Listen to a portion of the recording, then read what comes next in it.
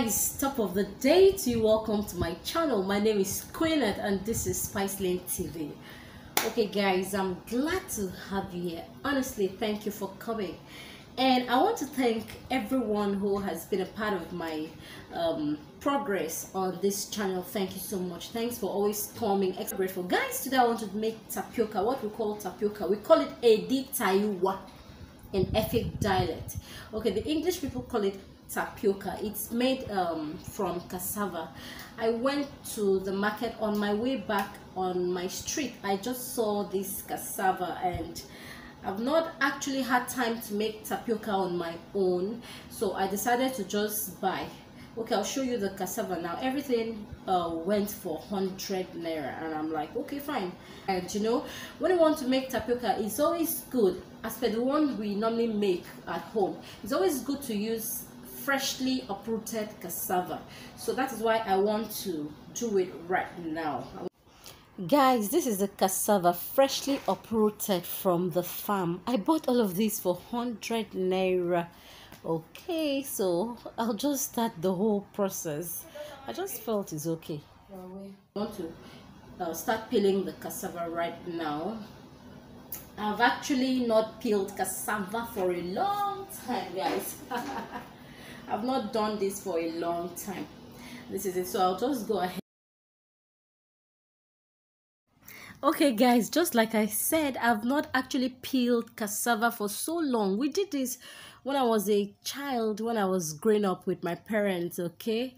Then each time we'd want to make tapioca, fufu or gari, everyone will have to peel. And there's this special way we normally peel. The cassava then would just slide out just like this. But this particular cassava is so hard. I don't know, it's so hard. I'm just being very careful here so I do not hurt myself. So I think I'll just peel it like orange cherry. Okay, this is it. Let me just go ahead and peel it like this to save time.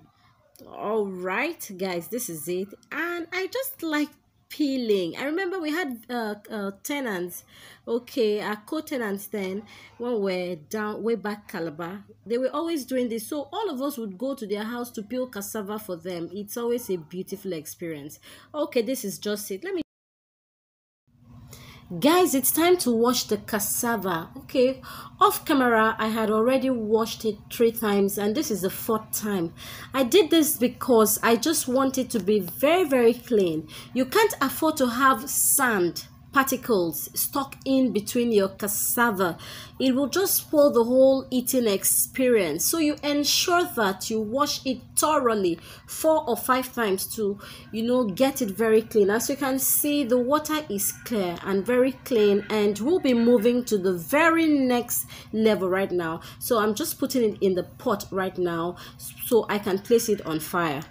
Good guys, it's already in the pot right now, and I have ignited fire, so it's just about to boil right now, and I'll show you what it looks like while boiling. So this is just it. It's so clean and I just like the way it is.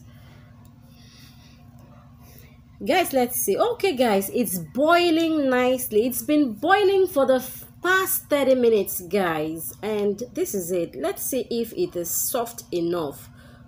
Okay, yes, we'll just give it 5 more minutes and it's down. Yes, this is it guys. The cassava is cooked, it's soft. You do not have to make it extra soft like yam, so it just doesn't disappear while washing it. So this is just how we want it. This is a cassava, so we'll just move to the next stage right now. And this is the next stage. We just start cutting. First of all, divide it, take out the mid rib or the rope in between the cassava. A lot of people have different ways of cutting their tapioca. I like mine this way. Some like it very long, but this is the way we cut it in my place. We do not make it very long. We make it shorter. So this is just it. My husband likes it very long because that's how they do it in their place, but I'm doing our style for him today. The reason I'm doing this tapioca guys is that my husband just felt I cannot do things like this. When I told him I bought some cassava and would love to make tapioca. He was like, no, just keep it until I get back. I'll come and do it for you. And I was like, what are you taking me for? Do you think I'm a butty? I've done these things before and I'm going to do it. He said, I'm warning you, you better leave it. So I was like, okay, you come back home and eat tapioca tomorrow. So that's why I'm doing this, to surprise him. All right, guys, let's continue cutting the cassava.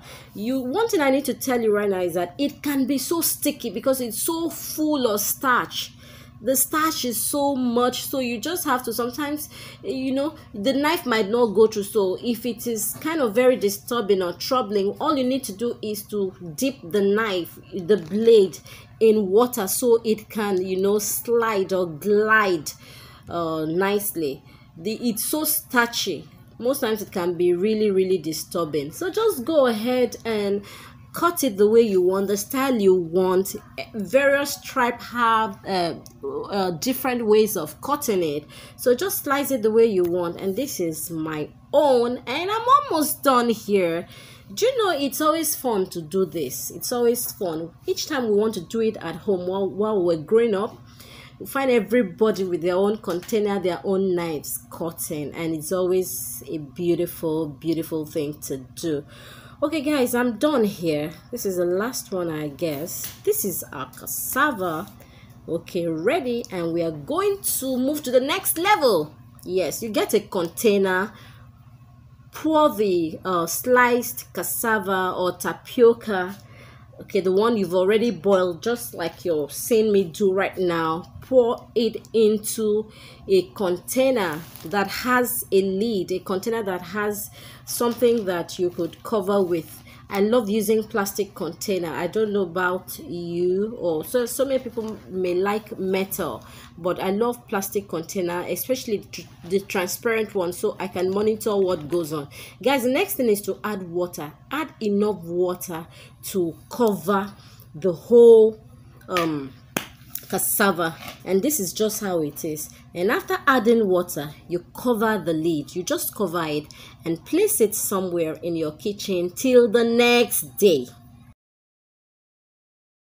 All right, guys, this is day 2. Let's check it out. Wow, you can see, let me zoom it so we see what's happening in there. All right, some bubbles up there. It has fermented. Should I call this semi-fermentation? All right, this is it. It's fermented mildly, so we'll go ahead and wash off the excess starch. All right, this is it. Let's just pour it into a very clean container. All right, so we start the whole thing. Guys, I'll just have to drain the first water out of the cassava right now, the tapioca, because it's already becoming the tapioca that we love right now. So I'll drain off the water and add more and just start washing. Okay, this is it, guys. It's kind of mildly slimy, kind of, so we have to wash off the excess starch. Okay, while we soaked it was just to reduce the starchy content in the cassava. Some people say it could be dangerous. I really don't know, but this is the procedure. This is the right way to go. So we just wash and wash and wash. So I'm gonna be giving it a 4-time wash. Okay, this is just a second washing. I'm going to be washing it, and at the 4th instant I will just take it out. All right, guys, it's already turning. The water is already becoming very clear, as you can see. So I'll just go ahead and keep washing, and we'll be done very soon, and it will just be ready for consumption. All right, guys, this is it. All right, this is the 4th wash. So I'll just take out the cassava and place in a very clean container. Okay, I'll be using the container I used to soak it the other time. So this is it. We'll just drain the container, take it out and place in a container. Guys, it's ready for consumption. There are no two ways about it. It is just ready. Now this is our tapioca. Our Edita is ready. Our tapioca is ready. Just pour in water into it. Add water. This is how we keep it preserved. You can put it inside your refrigerator, or you can just keep it out of the refrigerator. It stays like this for at least a week. Now in the morning you can actually change the water and add another one. That is just it. This is how to keep your tapioca or Edita. Now let's move to the consumption part. Guys, I'll be consuming it this way. Yes, let me just show you. This is my tapioca ready and groundnut. So let's do some justice to it. Yeah. Okay, my beautiful people, we are here again. This is the day 2 of the tapioca or Edita making day. All right, now I'm going to consume my Edita because the weather is so hot, and you know, naturally people like eating tapioca when the weather is so hot. And the way we do it, I just showed you. This is how we eat it, with water. I don't know if you can see the plate, with water. You can take it with coconut, you can take it with fish, dried fish, smoked fish. You can take it with what we call unamaka, pork meat. There's a special way they prepare pork meat in Cross River State for this special delicacy. But for this purpose, I'll be taking it with groundnut. I've already showed you that video, video. I'll be taking it with this groundnut. So join me, let's eat some tapioca.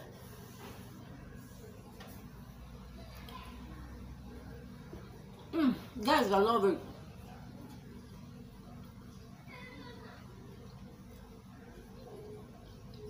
We eat it with our bare hands. Okay, I added very chill water to it, so it's so wonderful. Please, if you haven't subscribed to my channel, I ask that you kindly subscribe. Thanks a lot for watching. Until I come your way again with another video. Yes, thank you for stopping by. I appreciate you. Goodbye. Let me continue eating. Okay guys, some tapioca.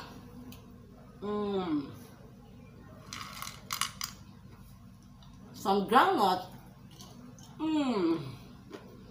Thank you guys. Until I come your way again. Goodbye. Bye.